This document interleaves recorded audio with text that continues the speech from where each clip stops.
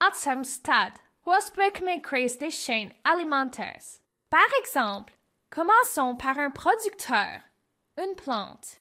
Dans ce cas, de l'herbe. Eh bien, les lapins adorent l'herbe fraîche. Ils en ont besoin en grande quantité pour l'énergie nécessaire à sauter autant. Dans ce cas, le lapin est le consommateur primaire, ou le premier. De la même manière, les renards adorent le lapin. Les renards doivent tirer leur énergie de petits animaux, comme des lapins. Dans ce cas, le renard est le consommateur secondaire.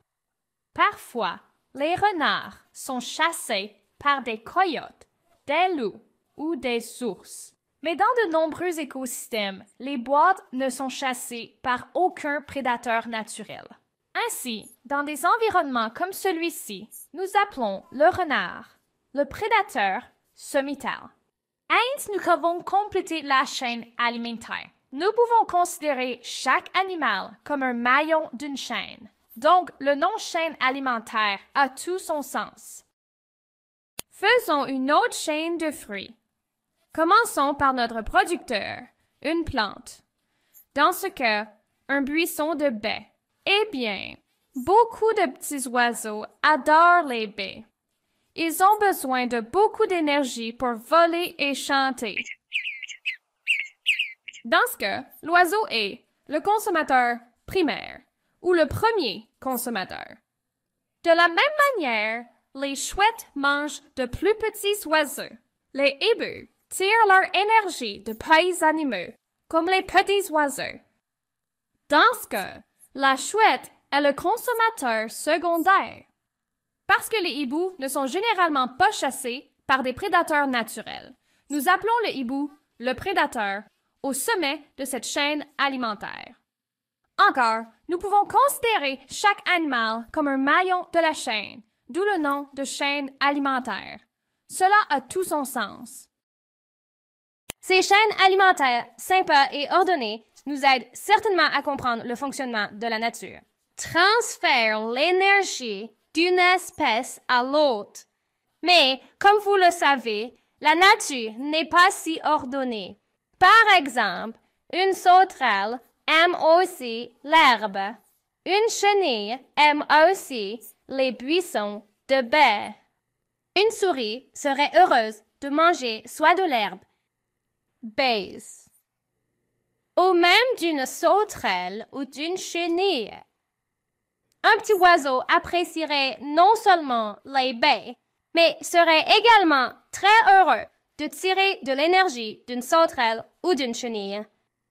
Un raton laveur mangerait volontiers de l'herbe, des baies, sauterelles.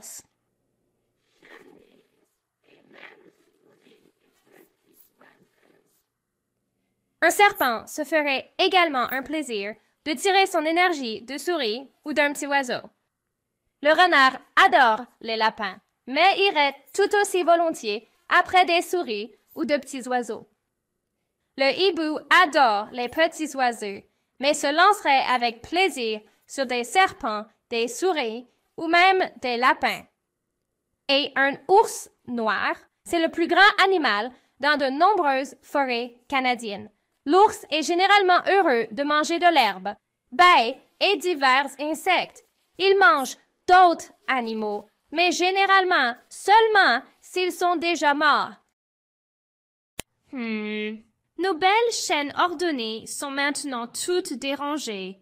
Au lieu d'une chaîne droite avec chaque animal représentant un maillon de la chaîne alimentaire, nous avons des lignes partout. Ça ne ressemble plus à une chaîne avec des lignes partout. On dirait plutôt une toile, oui, avec des lignes partout. Ça ressemble plus à une toile d'araignée.